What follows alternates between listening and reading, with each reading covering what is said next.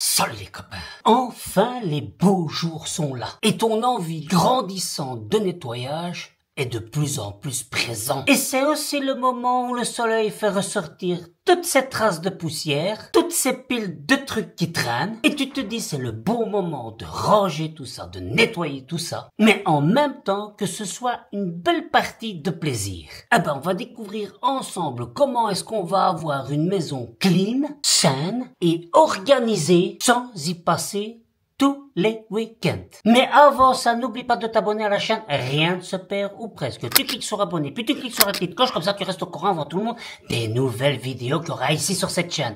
T'as saisi? Alors avant toute chose, il faut que tu penses à désencombrer avant de nettoyer. Alors ça sert à rien d'aller nettoyer une surface qui est remplie d'objets inutiles. Avant de sortir ton chiffon, trie. Tu prépares 3 sacs ou 3 boîtes à jeter, à donner, à recycler. Et n'oublie pas, ne garde seulement ce qui te sert vraiment. Et si tous tes objets sont en pagaille, n'hésite pas à avoir des séparateurs dans ton tiroir pour mieux les trier et les ranger. Comme ça, tu verras, par exemple, tous les bics ensemble, tous les crayons, mais n'oublie pas, sépare-toi des doublons. Dans ta cuisine, ça sert à rien d'avoir 5 décapsuleurs. D'abord, tu n'as que 2 mains, et fais le test de décapsuler avec tes 2 mains en même temps, tu vas voir, c'est pas facile. Donc, à la limite, tu en tiens un deuxième, mais les 3 autres, ceux-là, tu peux les bazarder, hein. Tu les mets dans ta boîte à donner, ok?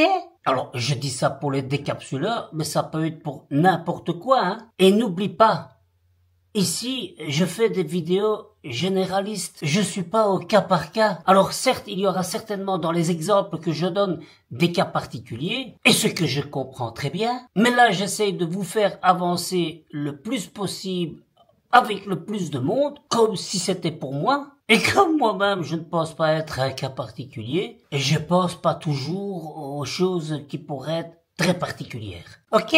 Évite les produits chimiques.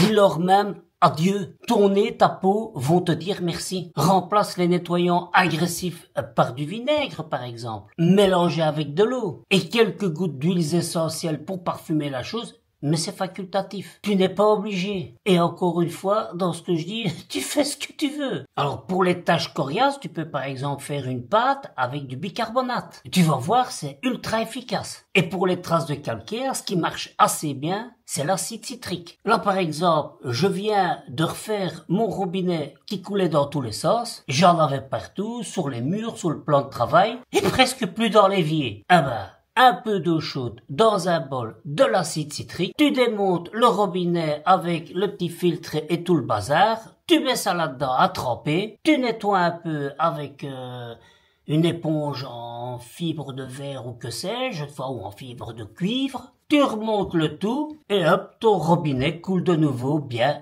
dans ton évier. Et si tu veux un petit tuto en image, n'hésite pas de me le dire en commentaire, j'essaierai de te concocter un petit short sur le sujet. Alors, quand tu nettoies, sois pragmatique. Nettoie du haut vers le bas. Ben oui, parce que si tu fais le contraire et que tu vas du bas vers le haut, et tu vas voir qu'à un moment donné, quand tu vas arriver en haut, tu vas de nouveau dégueulasser le bas. D'où perdre de temps. N'oublie pas la loi de Pareto. 20% d'effort pour 80% d'efficacité. Le haut vers le bas, 80% d'efficacité, 20% d'effort. Le bas vers le haut, 20% d'efficacité, 80% d'effort. Le choix de la question est vite répondu. Donc tu commences par exemple par le lustre, les hauts des rideaux, les étagères les plus hautes, pour finir par le sol. Allez, petite astuce supplémentaire, un petit chiffon avec un mélange d'eau et d'alcool à brûler sera un excellent moyen pour tes vitres et pour les faire briller. Prévois pour faire ton ménage des outils multifonctionnels ou qui s'adaptent à plusieurs surfaces, comme par exemple un balai à vapeur. Ah, non seulement ça va te remplacer tous les produits industriels que tu utilises, et ce sera certainement plus efficace que ta serpillière favorite. Alors pour organiser tes coins chaotiques, pense à un plateau tournant. Quand t'arrives pas dans le fond, tu mets un plateau tournant, ce qu'il y a au fond, tu le retrouves devant. Ou encore des rangements pour mieux agencer ta salle de bain. Dieu sait ce qu'on peut y mettre dans la salle de bain.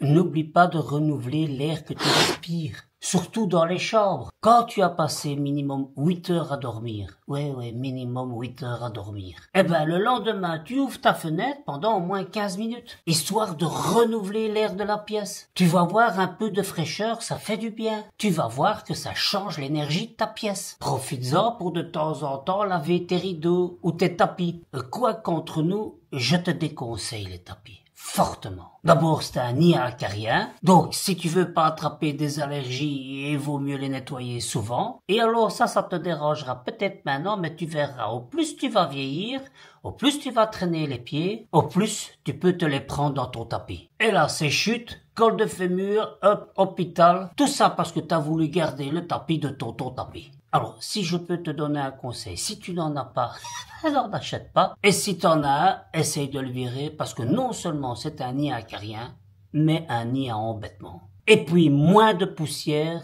c'est plus de légèreté. Et moins de poussière, c'est mieux pour respirer. Allez, je compte sur toi. Essaye d'installer des mini-routines quotidiennes. Par exemple, prends 5 minutes dans ta journée pour aspirer des endroits stratégiques. Fais ton lit le matin quand tu te lèves. Ça te donnera dès le matin la sensation d'avoir déjà accompli quelque chose. Et tu verras que si tu mets ça dans ta routine quotidienne, ça deviendra une habitude que tu ne verras plus, comme quand tu te brosses les dents. C'est un petit effort pour des gros résultats. Mets en place la règle des 5 actions par pièce. Alors, tu ne veux pas te perdre dans une to-do list sans fin? Choisis 5 actions à faire par pièce, pas plus. Par exemple, dépoussiérer, laver le sol, vider les poubelles, nettoyer les vitres, aérer. 5 actions simples, efficaces et claires. T'as vu, c'est des astuces pas trop compliqué, hein. Et tu vas voir que tu vas pas seulement nettoyer ta maison, tu vas lui redonner de l'énergie. Et tu vas voir, c'est contagieux. Un intérieur rangé, c'est aussi un esprit allégé. Tu sentiras moins de frustration et plus de satisfaction. Et est-ce que c'est pas ça qu'on a vraiment besoin?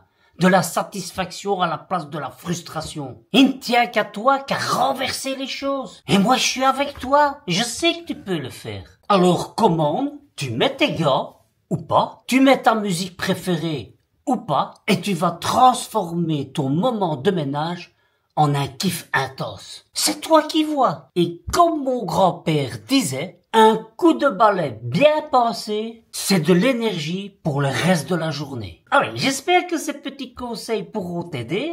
Moi, en tout cas, ça fait partie des choses qui changent petit à petit ma vie. Si tu veux qu'on en débatte plus longuement, n'hésite pas à me rejoindre sur Telegram. C'est encore le réseau social où je suis le plus présent, où on peut échanger, où je te fais part de mes découvertes au jour le jour, ou de semaine en semaine. Ça dépend le nombre de découvertes que je fais. Allez, je te dis à très bientôt pour de nouvelles aventures. Moi, je t'attends de l'autre côté sur Telegram. D'ici là, porte-toi bien.